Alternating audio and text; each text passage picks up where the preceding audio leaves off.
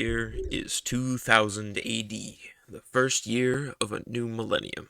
The console war rages on. The move to 3D for gaming has changed everything. The Dreamcast has an odd ability to connect to the internet to play games, a capability that has not appeared to help Sega as the console's sales fall behind the fierce competition of the PlayStation 2, GameCube, and Xbox. This was the world where Phantasy Star Online appeared, and despite its appearance on a dying console, the last to be made by Sega, it changed the trajectory of much of the video game industry. And I wouldn't even be born for another 3 years. That's right. Good morning, afternoon, evening, or night, ladies, gentlemen, and otherwise. I am Marcus Future. You can call me the Timeline Man. And welcome back to my series of appreciation videos for the Phantasy Star franchise of games. Today we enter into an entirely different era of Phantasy Star, where there are probably more people who actually know what I'm talking about compared to the Genesis games, I think. To my knowledge, none of the first four RPGs were mega hits, quote-unquote, in their heyday in English-speaking areas. They saw modest success and had something of a cult status. What kind of cult status? I went to a used game store kind of recently, and I think the hint book, not even the game itself, the hint book was $130. So, yeah. I don't know what that's like, what the rest of what that's sort of deal is with the rest of the Sega Genesis, but that seems pretty pricey to me.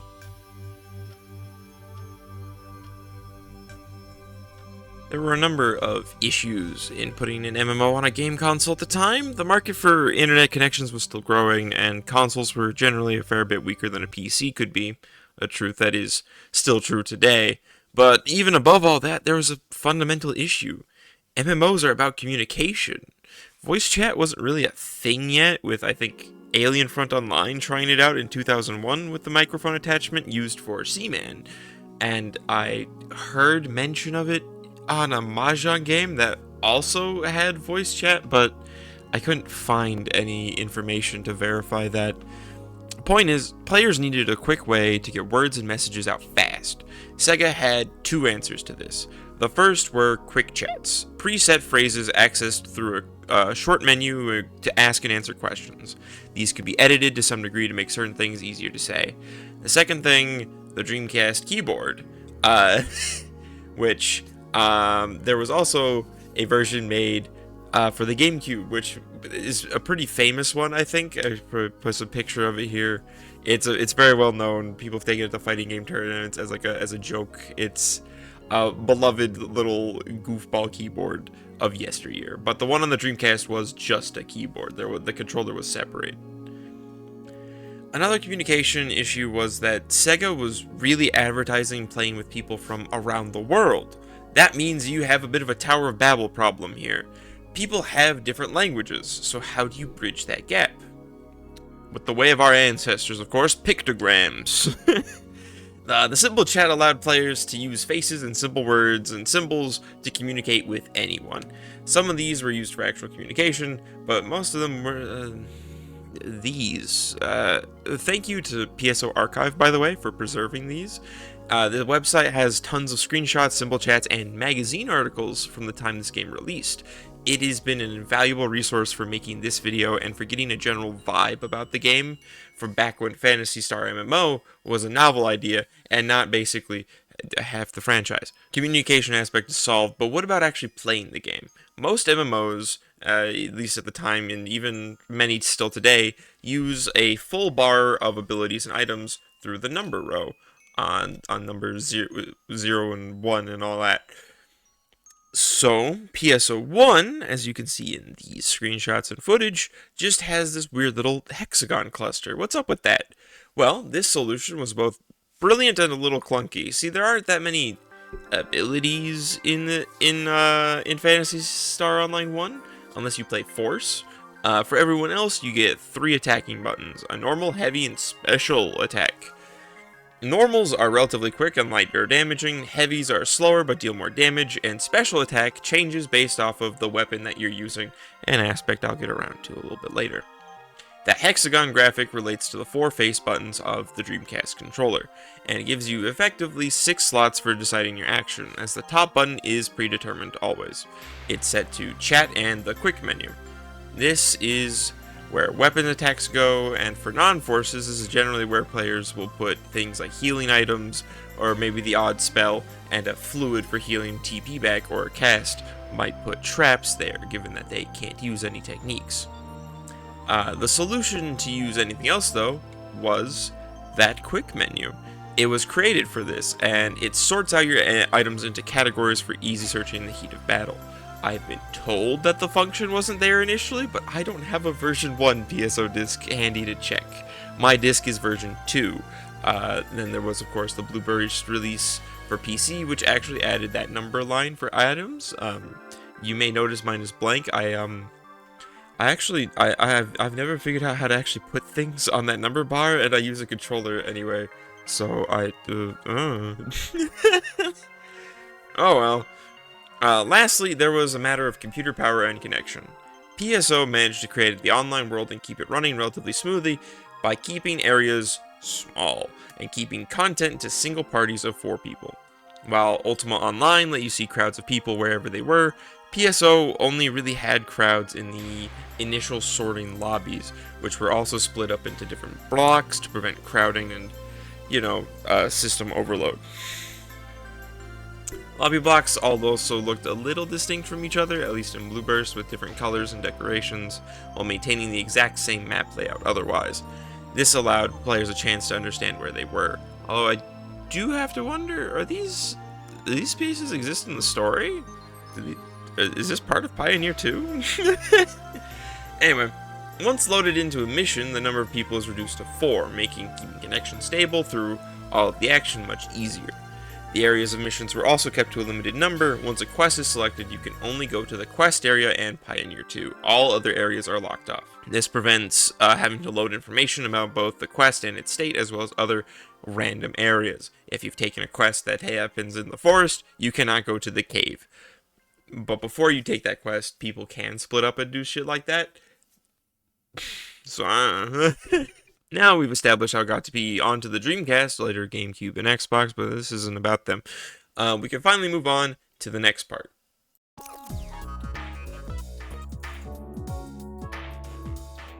Phantasy Star Online is a game that has a lot going on and nothing going on at the same time. I'd say it's really about complexity within simplicity. And that starts, believe it or not, at character creation. The game has 3 classes and 4 choices of character within each class. 12 different options right out the gate.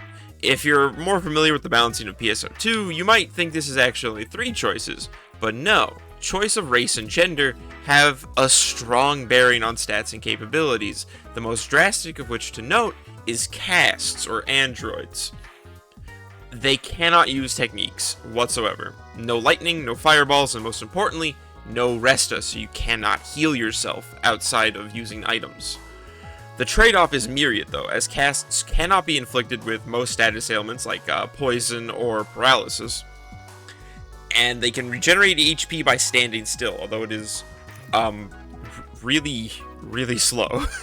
They generally have superlative stats, neither defense or attack, and last but not least, they have access to traps, which allow them to inflict status ailments or deal damage upon enemies. Side note, traps became more common in Blueburst, but initially were limited to the highest difficulty, so for most of the game on consoles, traps weren't a thing for most players. This is my main choice, mostly because I am a mecha feat, if you didn't know, if you're new around here. Well, because of this, I don't really know all that much about the differences between the fleshy races. From what I know, the Newmen have TP regen, where they stand still, as well as incredibly high technique stats. This is the start of the re-envisioning of Newmen, compared to the first 4 games. In the classic RPGs, the Newmen were generally very agile characters who leveled up quickly and had a number of support techniques. Newmen in PSO onwards, especially Newmen women, are technique bombs. They are wizards. They are really good at magic. Is a well-known experience path to pick for this game is to pick Fonural, which is Force, Newman, Woman. And then die several times in Forest 1. Slowly level your way up to somewhere around level 70, and then you can destroy everything. The entire game is meltable before your incredible technique powers. Then there's humans, who, as far as I know, in every class are just kind of They can do a little bit of everything. They're never the best at attack or defense in their respective classes, but never the worst at anything either. Humans also have the honor of the only race to be entirely available, both male and female, in every class as of Blue Burst. Yippee! Basically, castes can't be forces because they can't use techniques. Female castes can't be hunters because the slots were already filled, I guess. Male Newmans can't be hunters for, as far as I can tell, the exact same reason. And Newmans can't be trusted with guns because they can't be rangers. I don't know. That's character creation. Now then, we can finally move past the title screen and into the game. The game controls, as far as the camera goes, about as well as you'd expect of a game from the time, being controlled with a Dreamcast controller, in case you don't remember what that looks like. I describe it like Ocarina of Time, but with an even more limited camera, due to the limited number of buttons and only one stick contained on a Dreamcast controller. Of which the controls for which are significantly more more ready for 3D systems are already based on. Your only real control over the camera is to center it behind you. This is a little annoying, but it's not too hard to adapt to, at least I didn't think so. I've played this game on and off for years now, so I'm not entirely sure how hard it is to adapt to the camera controls in this game. You might be asking, but there's a lockout system, right? You might say. Yeah, 3D Phantasy Star games have lock-on. I'm going to tell you right now, since this is a series of videos, none of them are great. I don't think any of them are all that good. Like, at all. It is rough, and PSO1 might be the worst. Here's how it works. A three-pronged reticle will appear around something you can interact with. This reticle is colored to the button that you can use to interact with it. For characters that aren't using techniques, this will almost always be green, because that's where normal attacks are by default. And it's the button to pick up items and talk to people.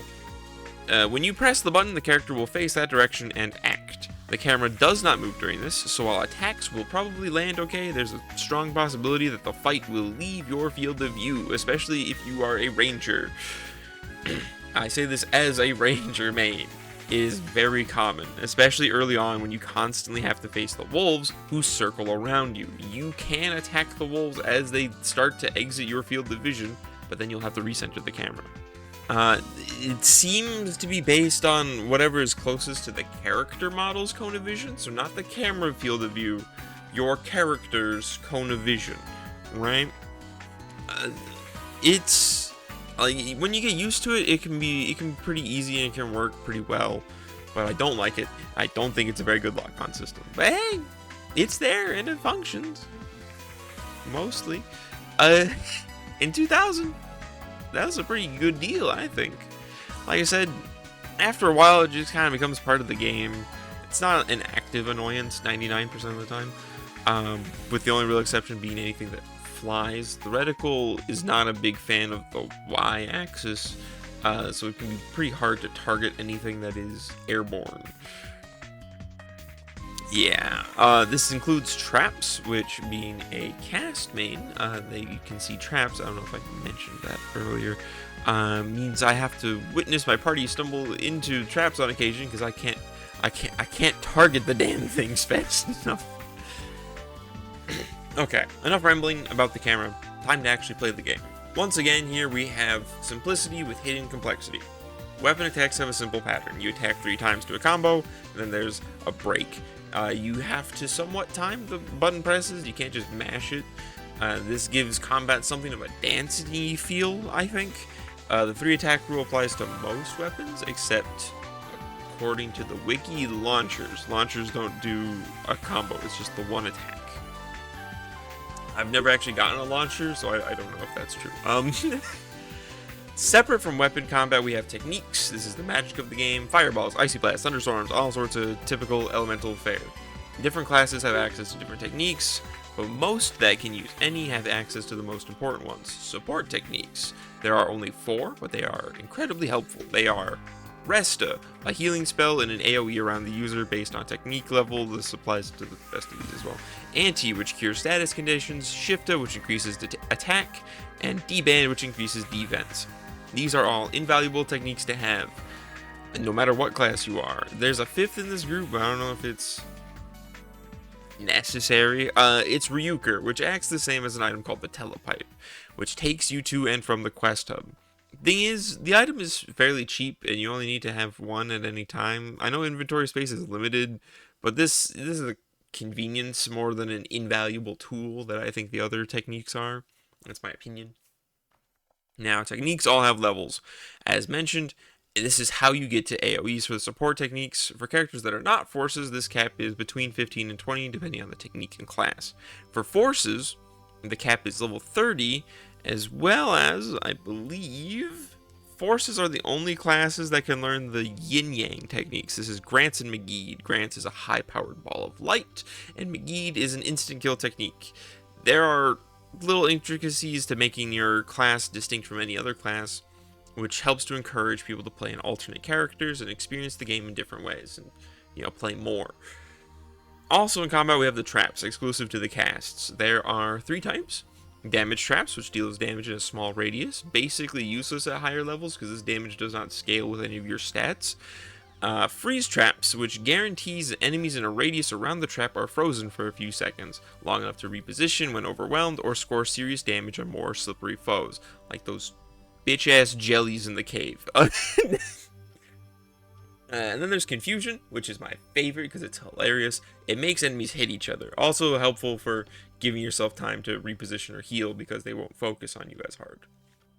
You have them by default as a cast, and you gain more of them as you level up, which feels somewhat reminiscent of skills in Phantasy Star 4.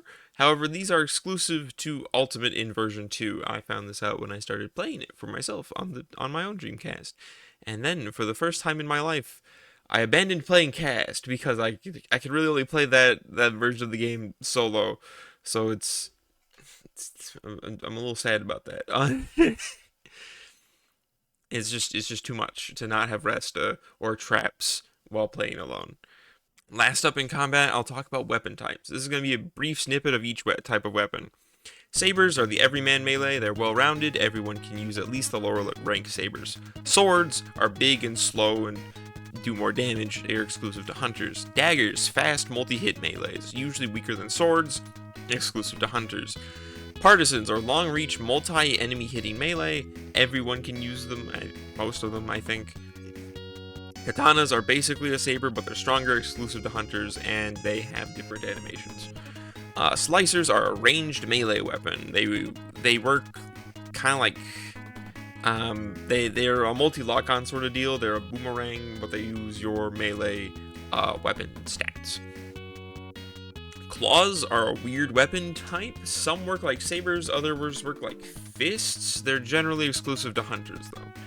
Double sabers are multi-hit single-target melees, similar to a saber in speed, also exclusive to hunters. Twin swords, like a katana, but 2 of them. They're multi-hit single-target, exclusive to hunters, and only in higher ranks. Fists, they're your fists. Sometimes gloves, sometimes they just change the hit effects. It's neat. Those were melee weapons. There are a lot of them, and the favoritism will become apparent when we get to the ranger gear. With handguns, they are shorter range, lower power guns that anyone can use, single hit, single target. Rifles are stronger handguns with more range, exclusive to rangers. Mech guns, they're like daggers, but for rangers, multi-hit, single target, fast, weaker.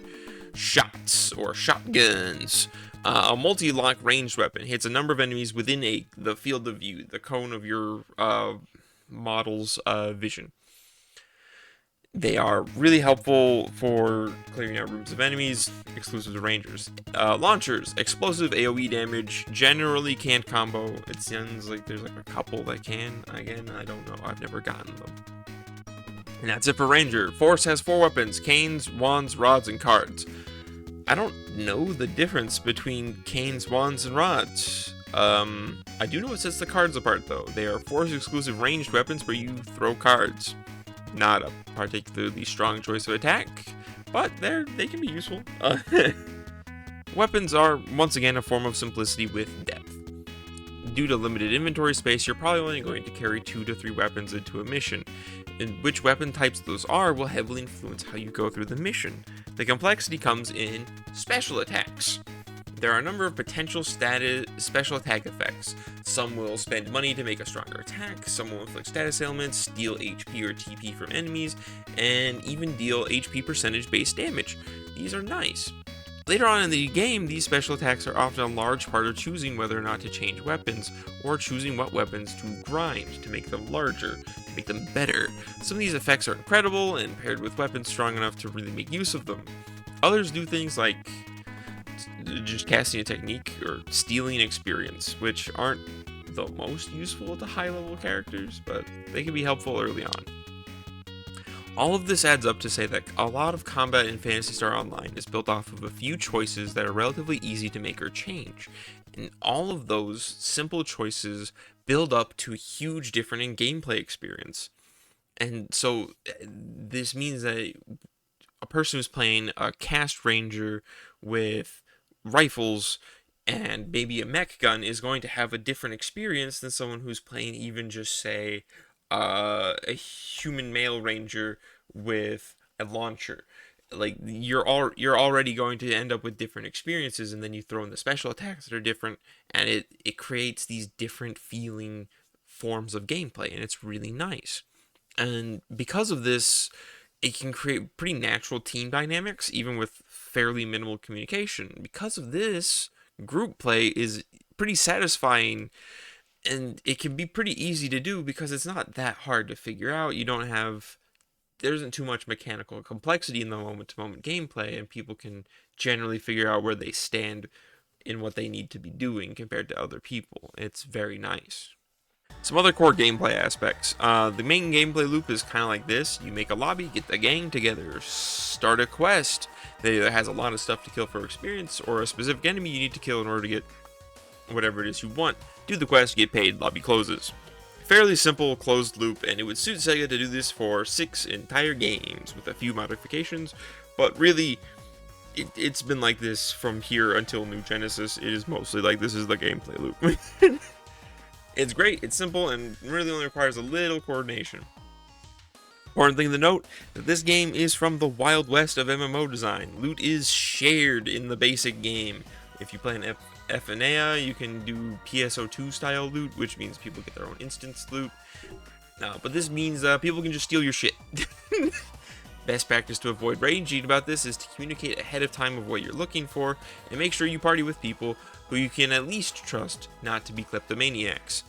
I know that's hard for some people, but if you can do it, it's a much better experience. That's more or less an overview of what the game is like to play. To the modern action gamer, it will probably feel a bit clunky and slow, but trust me when I tell you this game seemed to be moving at quite the speed for the time, and this design made waves. In the immediate short term of PSO's rise, there were a few games that were very clearly inspired by it, the most well-known of which today is a little something called Monster Hunter. You may have heard of it. Monster Hunter first released in 2004, a good few years after PSO, and on the surface there are quite a few similarities. The mission and hub-based structure, group of 4 maximum multiplayer, a large variety of weapons that fundamentally change the way you approach the game, and incentivizing the hunt of specific monsters to get what you want. Of course, that's about where the similarities end with this entry, as Monster Hunter was much more focused on the behavior and life of monsters, and using materials from said monsters to do crafting. Crafting is a thing in PSO, but it's far from a main feature. Crafting is a weird thing that kind of fluctuates in importance throughout the series from here on. But there's an undeniable relationship between the two. If I had to describe it like a family, I think that I would describe it like siblings, more than something like parent or child. They are distinct and grow in different ways, but one is definitely looking up to the other in quite a few ways. Consoles would never really become a main audience for MMOs, but a number of features from this game were likely influential for features in other genres with online support. The creativity capacity seen in symbol arts could be said to contribute to the features that would exist in some Call of Duty games.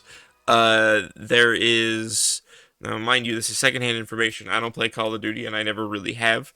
Um, there was this little like banner system where you could create your own little like images.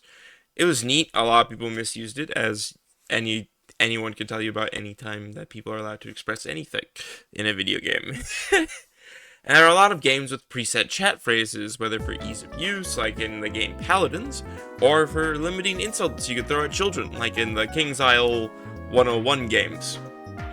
Unfortunately, the most influential aspects of this game was probably the random special attacks that weapons have. Some weapons have set specials style attacks, but a lot of weapons have specials that get revealed at the techer, and they have just a wide variety of things, and this is kind of, to my knowledge, one of the earlier instances of randomized versions of the same weapon in a game like this. I think, I guess Diablo, actually.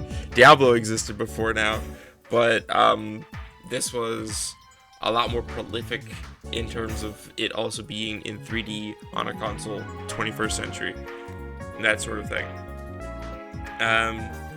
It was kind of interesting. It was, stuff like this.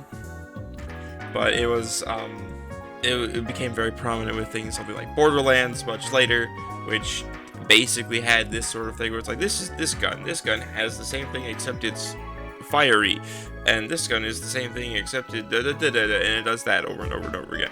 And yeah, it's something of a gambling addiction, I feel like. These are all aspects of PSO had to it that can, to some degree, be credited for influencing aspects in games that came after it. So, now I want to talk about the way I got into this game. Now, mind you, I'm going to be doing a fair bit of ad-libbing for my original script. I do have a note here that says I wrote this at 3 a.m. trying to stay awake for the 11th hour, 16-hour shift. So we'll see how this goes. This was one of the later Phantasy Star games I started playing, after I tried 2 through 4, after I just had, and then later I just put in just so many hours into PSO2. I played on FNA. I played a fair bit on FNA because I stated in an early video, it's kind of the first thing that you're bound to see if you look up PSO1 server. I made a rockcast that I still use to this day, and I've played it ever so casually since, just kind of doing missions when I feel like it. I focused on the government missions for a while, figured I'd try to get a better look at the story of this game, which is very subdued and secretive. It's a lot more vibes-based than anything. I haven't actually even finished Episode 1's government quests, because guess what? Playing a rockcast is slow as shit, and some of those missions have timers. I mean, there's a lot of the scenery in this game exists because it's really neat. It's really cool, very vibey. But like, I kind of know most of the secrets. I know the final boss of episode 1 is Dark Falls because FNA is Blue Burst, which allows you to access everything even without any story progress. There are a few questions I don't have that I thought might just come up to simple answers, like who's Red Ring Rinko? Why is the principal so hesitant to say things about her? These questions have relatively simple answers, but the game kind of just dangles the mystery in front of you for a long time with very little dialogue. There's not all that much that the game comes out and tells you ever. Little fun fact though, I didn't do one-person mode, which is how FNA allows access to offline quests for a really long time.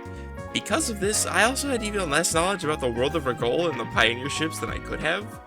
It took me a long time to even find the quest that contains Karik, who is, as far as I know, kind of the mascot for the game whenever people talk about it. People usually bring up Karik because he's the tutorial character, and he has this very striking personality. I didn't ever find him. I thought people were just really, really cool with, default HuCast. Oh, okay. Whatever. The time when I played this the most, though, was probably shortly after I introduced it to my husband. See, my husband isn't exactly a huge quote-unquote gamer, in most senses of the word. Before I started dating him, he had really only played two types of video games that weren't mobile shovelware type games that you've probably seen all over the place. Those were Minecraft, the classic game that is nigh inescapable, which he had played for countless hours, possibly 1,000. I don't know, probably, definitely by this point.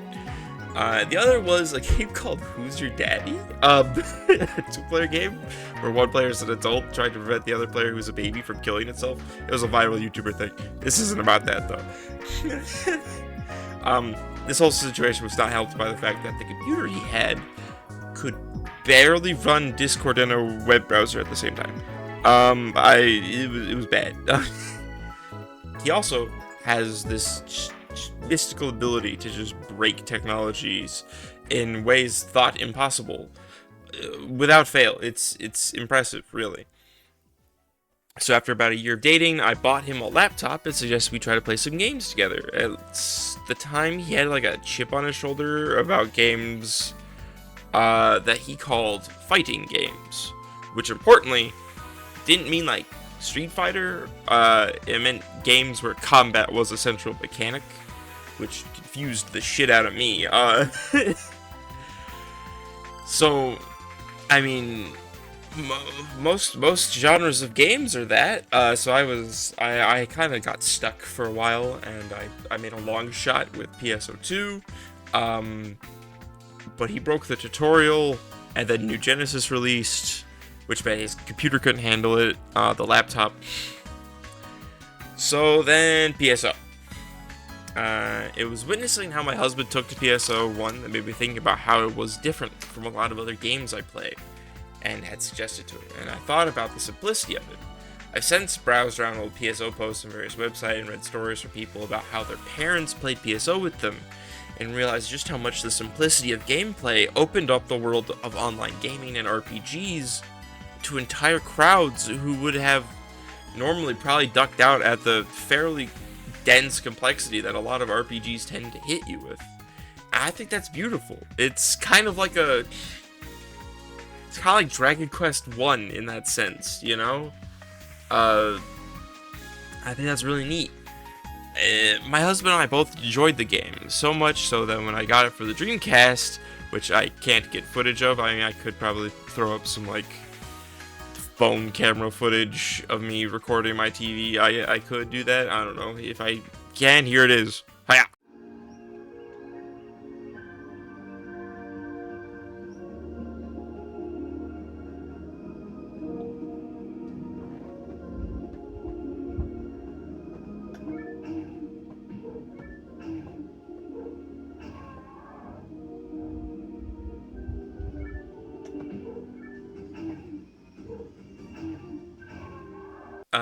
I had to get a second VMU so that we could both have characters on it, because the Dreamcast version of the game is one character per VMU. Kinda, it's whatever. I can't say I've put all that much time into it, though I am working on trying to get the system to go online. I've been working on that for a minute. I just there's a lot of kinks to work out in there. Hopefully when I get that done, it'll be an interesting experience, which I will probably make a post about on my website, link in the description. But for now, it's just a novelty. Well, this is the one that changed the identity of Phantasy Star. Gone are the somewhat standard, though quite unique single-player, story-focused, turn-based RPGs from this point on. Moved on to a track of multiplayer action RPGs. Kinda hard to undersell just how much this has changed the future of the franchise. In terms of aesthetics, this is the first game to really move away from the sorts of designs that Reiko Kodama had done for the quadrilogy, and started to become a lot more standard, greebly sci-fi. I mean, the robots don't even have faces in this game, man. What the hell are we doing, man? This game created a lot of weapon types that would grow to be standard in later games, though a few would be combined or remixed by the time of PSO2, but that's a story for when we get there. Seems like I really don't have much to say here, but what can I say? This game was a new basis for every entry in the franchise going forward. It's an entirely different era of Phantasy Star from here on, and I'm excited to talk about it with you guys. I know this one took a fair bit longer to come out, There's been a lot of situations in the past few months that have led to me not having as much time or energy to record. So here's that. I hope you guys enjoyed this. The next mainline entry is Universe, which begins what I call the weird era of Phantasy Star games. So until next we meet, stay safe out there and take care of each other, because no one should be alone when the going gets rough.